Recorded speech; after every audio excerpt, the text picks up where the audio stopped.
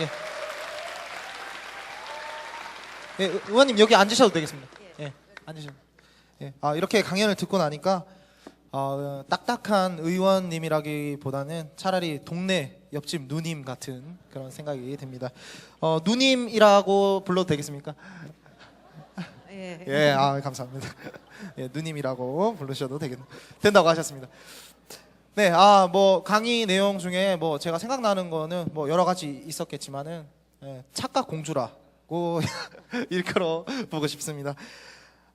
네, 이제 순서가 끝났고요. 예, 아까 좀 전에 말씀드린 미리 선정된 질문에 대해서 한번 얘기를 해보는 시간을 갖도록 할 텐데요. 미리 선정된 질문은 11월 17일부터 일반 학생들을 대상으로 진행된 박근혜 의원에게 묻고 싶다라는 설문조사에 올라온 여러 가지 질문들 중에서 학생들의 관심도가 가장 높은 순으로 정해졌으니 참고하시면 되겠습니다. 질문 사항은 앞에 이 스크린에 나타나겠습니다. 앞에 있는 질문을 사회자인 제가 의원님께 질문을 하고 의원님이 답하는 형식으로 계속 얘기하시면 되겠습니다. 의원님 좀 앉으실까요? 저희도 같이 앉을까요? 예. 얘기하다가 튕기시네요. 네. 아무튼 그러면 첫 번째 질문 보도록 하겠습니다. 예. 가장 학생들이 관심도가 제일 높은 질문이었습니다. 박근혜 의원님이 생각하는 우리 대한민국의 모습은 어떤 모습입니까? 우리나라 대한민국 어떻게 보면 참 스케일이 큰 나라다 이런 생각도 듭니다. 나라를 세운 날 개천절이라고 부르는데 하늘을 연 나라라고 이렇게 연날이라고 이렇게 말하죠. 또 건국 이념도 우리 세계를 널리 이롭게 하겠다. 시대에 참 맞는 얘기이기도 하지만 몇천 년 전에 그렇게 했다는 건 참 우리나라 스케일이 처음부터 대단히 컸다고 생각합니다. 지금 이제 우리 대한민국 모습을 보면서 제가 느끼는 것은 첫째는 자랑스러움입니다. 한 60년대 불과 몇십 년 전만 해도 이거 하루하루 뭐를 먹고 살아야 되나, 어떻게 하면 굶지 않고 사나, 또 원조 받아가지고 뭐 근근히 이어가고, 또 세계에서도 저 나라가 도대체 발전을 한다는 거 이거는 아예 뭐 불가능한 일이라고 이렇게 생각이 되어졌던 우리 대한민국이 불과 몇십 년 만에 우리 그 국민들이 전부 힘을 합해가지고 그 열정적으로 그 어떤 나라를 한번 우리도 잘 살아보자 하고 노력을 한 결과 그 세계 아주 그 최고의 그런 그 전자 제품도 만들어내고, 또 K-팝 아시죠? 옛날에 제 학생 시절만 해도 외국에서 들어오는 그 팝송을 젊은이들이 막 즐겨 부르고 그랬어요. 우리나라 거보다.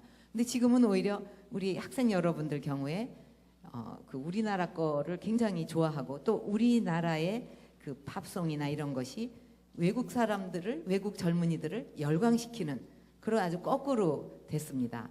그래서 우리의 그 문화 콘텐츠라든가 예술 콘텐츠, 또 이런 그 문화가 세계를 열광시키는 이런 나라가 됐다는 거 굉장히 자랑스럽게 생각하고, 짧은 기간에 그런 것을 이루어낸 우리 민족이라면 앞으로 또 얼마나 크게 발전할 건가, 우리가 이렇게 부족한 부분을 열심히 고치고 노력한다면 그런 희망도 또 갖게 됩니다. 그리고 이제 우리 대한민국을 생각할 때 또 한 가지 다른 면은 너무 그 불균형이 지금 심화돼 있다. 어떻게든지 아까 나무 보셨죠? 불균형이 심화된 나무. 그런 식으로 돼서는 안 되고, 그 우리 국민 어떤 지역에서 어떤 학교를 나오든 또 어떤 직업을 갖든 모두가 그 자기의 꿈을 이루고 또 자기의 능력을 발휘할 수 있는 기회가 주어지는 그런 그 불균형이, 그 격차가 해소되고 또 모두가 함께 더불어서 행복하고 같이 그 발전을 누리는 그런 그 나라가 돼야 되지 않는가, 이제 그런 그 한쪽의 안타까움, 그건 우리가 이제 해결을 앞으로 해나갈 문제고요. 그렇게 두 가지 면으로 말씀을 드리겠습니다. 예. 좋으신 말씀 감사합니다. 박수 한번 주세요. 예. 좋으신 말씀 감사드립니다. 예, 두 번째 질문인데요. 두 번째는 요즘 사회적으로 상당히 대두되고 있고 이슈가 되고 있는 문제입니다. 사립대학의 비싼 등록금 부담. 이제 해법은 아까 말씀하셨는데 짧게 한 번 더 말씀해 주십시오. 그 우리나라 4년제 사립대 등록금 평균이 700만 원이 넘는 걸로 알고 있습니다. 그래서 지난 10년 동안 오른 물가에 등록금은 2배나 올랐어요. 그러니 얼마나 여러분들한테 큰 부담이 되겠습니까? 이 문제는 정부 또 정치권, 기업, 뭐 사회 모두가 같이 이제 힘을 합해야 되는데 이 부분에 있어서는 특히 이제 정책을 실행할 수 있는 정부의 의지, 이 문제 반드시 해결하겠다 하는 의지가 아주 중요하다고 생각을 합니다. 그래서 아까도 뭐 잠깐 말씀을 드렸기 때문에 거기에 보충을 해서 이제 말씀을 짧게 드리면 역시 그 예산 확충이 필요하고 또 뭐 그 부분에 있어서는 저도 노력을 많이 할 겁니다. 그리고 또 학자금 그 대출로 인한 부담이나 고통을 덜어야 된다. 그러니까 든든 장학금인 경우에는 그 물가 뭐 한 3% 오르잖아요, 매년.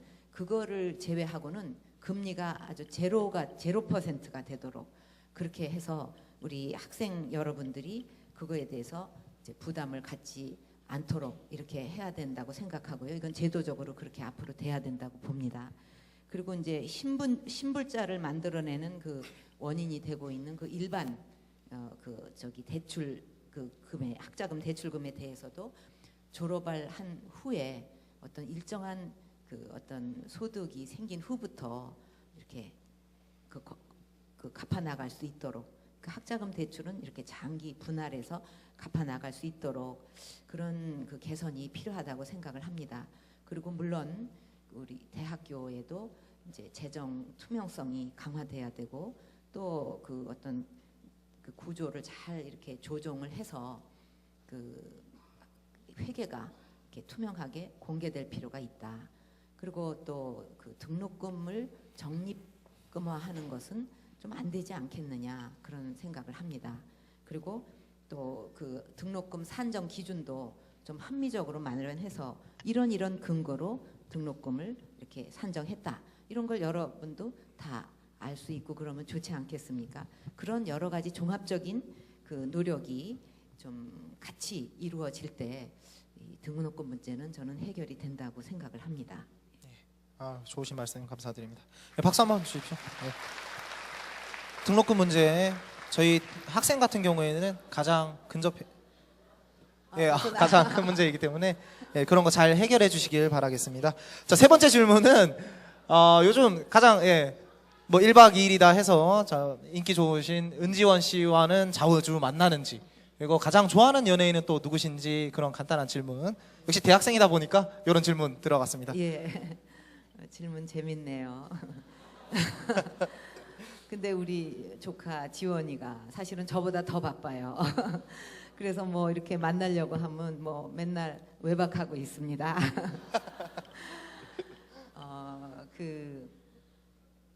제가 좋아하는 연예인은 옛날에 장동건 씨를 좋아했는데 이분이 결혼을 했죠. 요즘은 김병만 씨 아세요? 네. 예.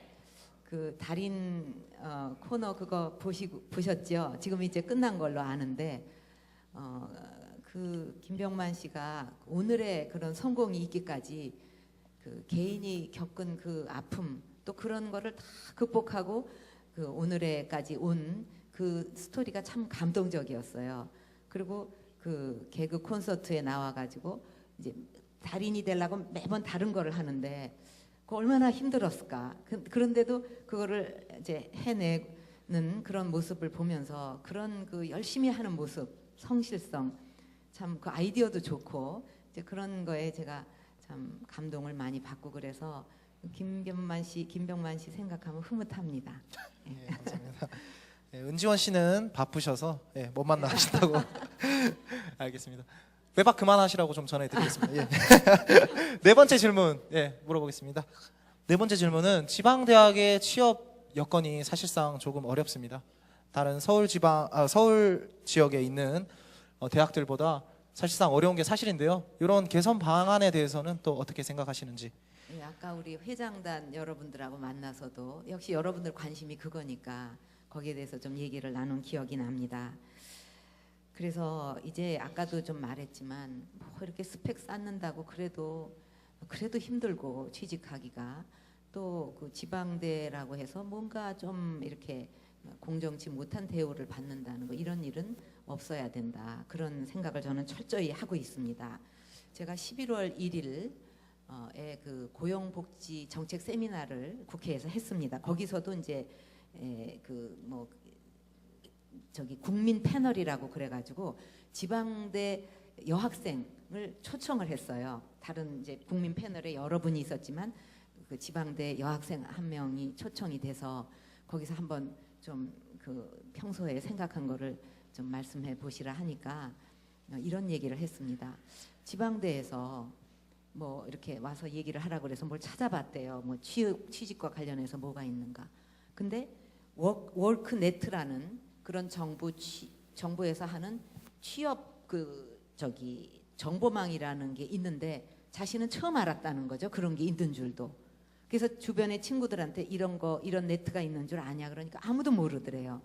그래서 이게 정말 문제다. 이게 공급자 위주로 이런 그 서비스를 하는 게 아니라 수요자 입장에서 이런 서비스도 해야 되지 않냐. 이런 뭐 취업 정보망이 있어도 지방대에서 아무도 모르는데 있으면 뭐 하겠습니까? 그리고 또 그 중소기업 같은 데도 필요하다면 안 가려고 하는 게 아니다. 그런데 뭐가 어떤 필요가 있는지를 모르니까 그냥 대기업은 그래도 뭔가 정보가 많이 나오잖아요. 그러니까 그쪽으로 몰릴 수밖에 없다는 얘기였어요. 그래서 이런 문제도 참 많이 그 서비스를 강화해서 수요자 입장에서 우리 지방대 여러분들도 어떤 그 일자리가 있고 그 일자리를 가려면은 그 취직을 하려면 어떤 자격이 필요하다든가 이런 것을 훤히 알아서 선택을 할 수 있도록 할 필요가 있다는 생각을 했습니다. 그리고 그래서 이제 서울보다는 그 정보를 받기가 좀 어렵다는 생각을 했기 때문에 이 부분을 이제 강화해야 된다는 생각을 했고요. 그다음에 그 지방대를 나와도 취직하는데 그 별 지장이 없다. 얼마든지 경쟁력을 가지고 취직을 할 수 있다. 이렇게 된다면 우리 지방대 경쟁력도 높아지는데 크게 도움이 될 것 같아요. 그래서 이런 것이 중요하다 그러면 저는 정부부터 솔선수범해야 된다고 생각합니다. 그래서 공공 부분에서부터 뭐 학벌이니 뭐니 이런 거 따지지 말고 그 일을 맡을 때 어떤 능력이 필요한가. 그래서 다른 조건을 따지는 게 아니라 예를 들면 각자의 실력을 입증할 수 있는 핵심 직업 능력 평가 제도라는 거를 만들어서 그걸로 인정을 받는 거죠. 인증을. 그래서 이 일을 공공 부분에서 해야 되는데 이 일을 할 실력이 있는가? 다른 건 필요 없는 거예요. 그것만 인증이 되면 취직을 할 수 있게. 그러면 그거는 수도권이고 지방이고 이런 게 문제가 아니고 본인이 열심히 일해갖고 그런 일을 해낼 수 있는가만이 중요한 겁니다. 그래서 공공 부분에서부터 그거를 도입을 하자. 그렇게 되면은 자연히 민간에게는 우리가 강요를 할 수 없지만 공공 부분이 솔선수범해서 좋은 성과가 나고 이렇게 되면 자연히 그것이 민간으로 흘러 들어가게 됩니다. 그래서 이런 부분도 그 차별 없는 기회를 보장하기 위해서 공공 부분에서부터 획기적으로 솔선수범을 보이자는 그런 한 방법으로 제가 생각을 하고 있고요.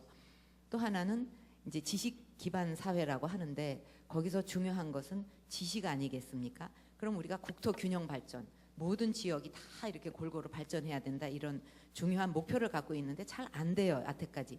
그러면 거기에 어떻게 해야만 되는가 하는 핵심을 아주 집중을 해야 되는데 그 지방 발전의 핵심이 되는 게 저는 지방 대학이라고 생각합니다.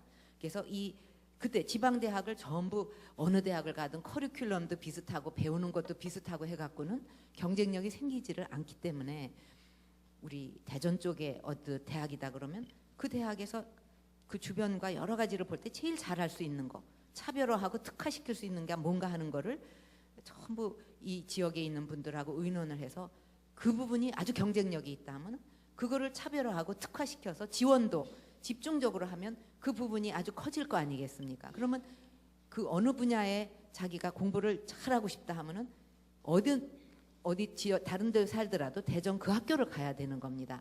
또 기업들이 전부 근처에 많이 와서 기업 활동을 많이 해줘야 취업도 활발하게 되고 그 지역도 발전하고 대학도 발전하는데 이익이 우선 나야지 손해를 보면서 올 기업은 없기 때문에 어거지르고 오라고 할 수는 없거든요. 그 유인책이 있어야 되는데 기업들이 가장 매력적으로 생각하는 게 이런 사업을 하는데 인재가 어디 있느냐입니다. 그러면 이 대학이 이런 훌륭한 이 분야의 인재를 키우고 있다. 그러면 그쪽으로 오게 돼 있습니다. 저기 스웨덴인가 거기도 그것 때문에 그 지역이 발달했다고 제가 들었는데 그 대학에서 워낙 그 분야의 훌륭한 인재들을 키워내기 때문에 기업들이 필요해서 그 인재 때문에 전부 모여드는 거예요. 그래갖고 거기에 뭐 여러 기업들이 활발하게 활동을 함으로써 기업도 살고 대학 경쟁력도 높아지고 그런 거를 저는 생각을 하고 있고, 그러기 위해서는 그 핵심 클러스터를 만들어서 이 지역은 대학을 중심으로 해서 이런 클러스터를 만들어지고, 지금은 클러스터가 있어도 일자리를 별로 만들지를 못하더라고요. 이게 잘 생태계가 조성이 안 돼서.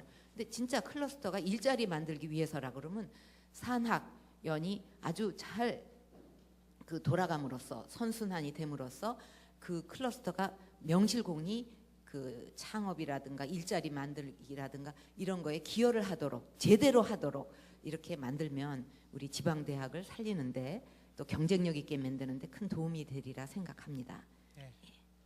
아주 좋으신 말씀 감사합니다. 네. 이제 마지막 질문입니다. 예. 정치하면 조금 젊은이들과는 좀 별개인 얘기가 된 것 같은데요.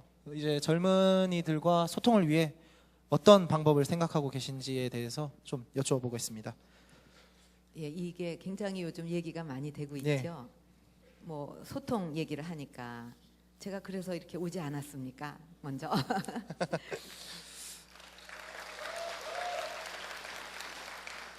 앞으로 우리 저 학생 여러분이나 젊은이들 이런 분들을 온라인에서도 또 오프라인에서도 더 자주 만나려고 그럽니다. 그리고 이제 소통하는 얘기를 많이 하는데 정확하게 그 단어를 선택하라 그러면 소통보다는 이해가 아닐까 생각합니다.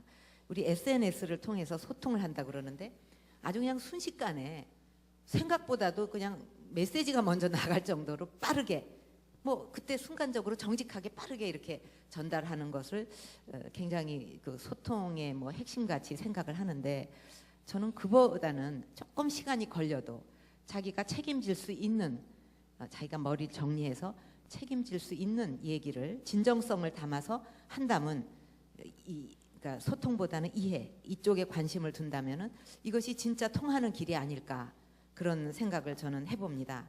그래서 그 어떤 책임질 수 있을 만큼 생각이 익었을 때 그것을 공유하는 거. 물론 뭐 빠르게 막 서로 뭐 문자 메시지 나누고 뭐 트위터로 이렇게 하고 뭐 그것도 매력이 있겠죠. 그러나 소통이라는 말을 하려면 소통보다는 이해라는 것은 어떤 그 자기의 생각이 익었을 때 나 이 말을 하는데 그때 기분으로 확 해버리고 뭐 장난으로 해버리고 이게 아니라 뭔가 마음이 실리는 그런 얘기, 그런 것이 오고 갈 때 정말 마음이 서로 통하지 않을까 그런 그 생각을 좀 해봅니다. 그리고 그 SNS를 저도 뭐 많이 활용하는 셈이거든요. 그 싸이월드 그 미니 홈피도 제가 누구보다 먼저 이제 정치권에서 시작을 했고 트위터도 하고 있고 이제 그렇지만은 그 사실은 이 SNS 이런 모든 것은 아무리 SNS가 훌륭하다 하더라도 도구지요, 도구. 툴 아니겠습니까? 그래서 중요한 것은 그 안에 담기는 컨텐츠다. 그렇게 생각을 합니다.